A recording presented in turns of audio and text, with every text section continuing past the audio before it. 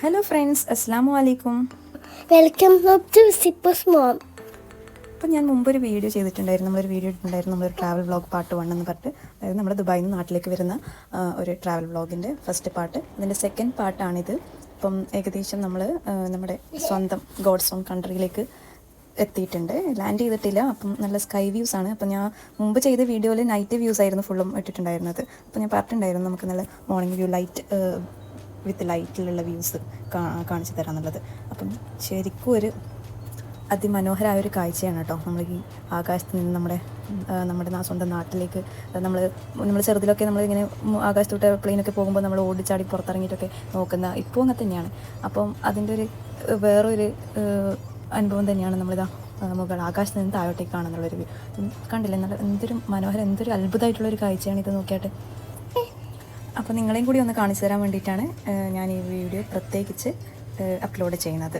അപ്പം തികച്ചൊരു അത്ഭുതം തോന്നിയൊരു യാത്രയായിരുന്നു ഇത്. അപ്പം മുമ്പ് നമ്മളിതുപോലെ യാത്ര ചെയ്തിട്ടുണ്ടായിരുന്നു, പക്ഷേ നൈറ്റ് ടൈം ആയിരുന്നു യാത്ര ചെയ്തിരുന്നത്. പക്ഷേ ഇപ്രാവശ്യമാണ് നമ്മൾ ഈ ഒരു നല്ലൊരു ടൈമിങ്ങിൽ, അതായത് ഏർലി മോർണിംഗ് ഫ്ലൈറ്റ് 5:30 ഫ്ലൈറ്റ് ആയിരുന്നു ദുബായിൽ നിന്ന്. ഇതിപ്പം ഏകദേശം നമ്മൾ കണ്ണൂർ എത്തിയിട്ടുണ്ടായിരുന്നു. പക്ഷേ ഒരുപാട് അത്ഭുതങ്ങൾ തന്നുകൊണ്ടിരുന്നൊരു യാത്ര കേട്ടോ. എപ്പോഴും ഇങ്ങനെ തന്നെയാണെന്ന് എനിക്കറിയില്ല. എൻ്റെ ഫസ്റ്റ് ടൈമുള്ള എക്സ്പീരിയൻസ് ആണിത്, ഈ ഒരു ടൈമിലുള്ള യാത്ര. അപ്പോൾ ഏകദേശം ഇങ്ങനെ ഫ്ലൈറ്റ് വളരെ ഹൈറ്റിലേക്ക് പൊന്തുന്നുണ്ട്, അതേപോലെ താഴുന്നുമുണ്ട്. അപ്പോൾ ഏകദേശം നമ്മുടെ കണ്ണൂർ എത്തിയിട്ടുണ്ട്. കണ്ണൂർ എയർപോർട്ടാണ് കേട്ടോ നമ്മൾ താഴെ കാണുന്നത്. ഞാൻ പറഞ്ഞത് തികച്ചൊരു അത്ഭുതമുള്ളൊരു യാത്ര ചെയ്തെന്നുള്ളത്. കാരണം നമ്മൾ ഈ ഒരു കണ്ണൂർ ഏരിയയിൽ തന്നെ ഫ്ലൈറ്റ് എന്താ റീസൺ എന്ന് എനിക്ക് ഇതുവരെ മനസ്സിലായിട്ടില്ല കേട്ടോ. 2-3 പ്രാവശ്യം ഇങ്ങനെ റൗണ്ട് ചെയ്തിട്ടുണ്ടായിരുന്നു. അതുമാത്രമല്ല ഒരു സ്പെഷ്യൽ അനുഭവം കൂടി ഉണ്ടായിട്ടുണ്ടായിരുന്നു. അതായത് ലാൻഡിങ് ടൈമിൽ ലാൻഡ് ചെയ്യാൻ വേണ്ടിയിട്ട് നമ്മൾ എയർപോർട്ട് റൺവേയിലേക്ക് ഫ്ലൈറ്റ് വന്നിട്ട് ലാൻഡ് ചെയ്യാതെ അതേ ഫാസ്റ്റിൽ തിരിച്ച് വീണ്ടും പൊങ്ങി ഒരു 10 മിനിറ്റ്സ് വീണ്ടും റൗണ്ട് ചെയ്തതിന് ശേഷമാണ് നമ്മൾ വീണ്ടും ലാൻഡ് ചെയ്തത്. അപ്പോൾ അതെന്തുകൊണ്ടാണെന്നുള്ള റീസൺ നമുക്കറിയില്ല. അനൗൺസ്മെൻ്റ് ഒന്നും ചെയ്തിട്ടുണ്ടായിരുന്നില്ല. എന്തുകൊണ്ടാണെന്ന് നമുക്ക് ഇതുവരെ മനസ്സിലായിട്ടില്ല. അപ്പോൾ ആ ഒരു അനുഭവം കൂടി നിങ്ങൾക്ക് കാണിച്ചു തരാൻ വേണ്ടിയിട്ടാണ് ഇന്നത്തെ ഈ വീഡിയോ, നമ്മുടെ ട്രാവൽ ബ്ലോഗ് പാർട്ട് 2.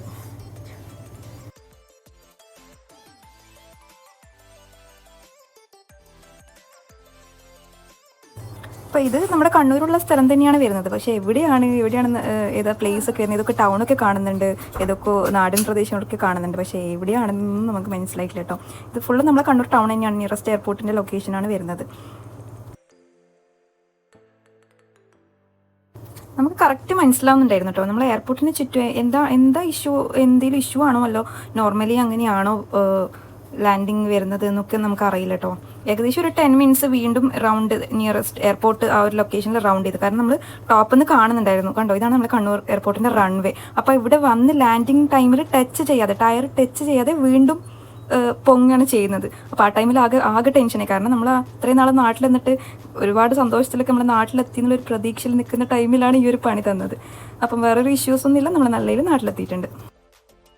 അപ്പോൾ ഇത് എന്തുകൊണ്ടാണ് ഇങ്ങനെ ചെയ്തതെന്ന് ആർക്കെങ്കിലും അറിയുന്നുണ്ടെങ്കിൽ നമ്മൾ വീഡിയോൻ്റെ നേരെ താഴെ കമൻറ്റ് ചെയ്യണം. അപ്പോൾ എന്താ റീസൺ ഒന്നും അനൗൺസ്മെൻറ്റ് ഒന്നും ഉണ്ടായിട്ടില്ല. അപ്പോൾ വീഡിയോ ഇഷ്ടമായിട്ടുണ്ടെങ്കിൽ ലൈക്ക് ചെയ്യാം. ഇതുപോലുള്ള വീഡിയോസ് ഇനിയും കാണാൻ വേണ്ടി നമ്മുടെ ചാനൽ സബ്സ്ക്രൈബ് ചെയ്യുക, സപ്പോർട്ട് ചെയ്യാം. Thank you.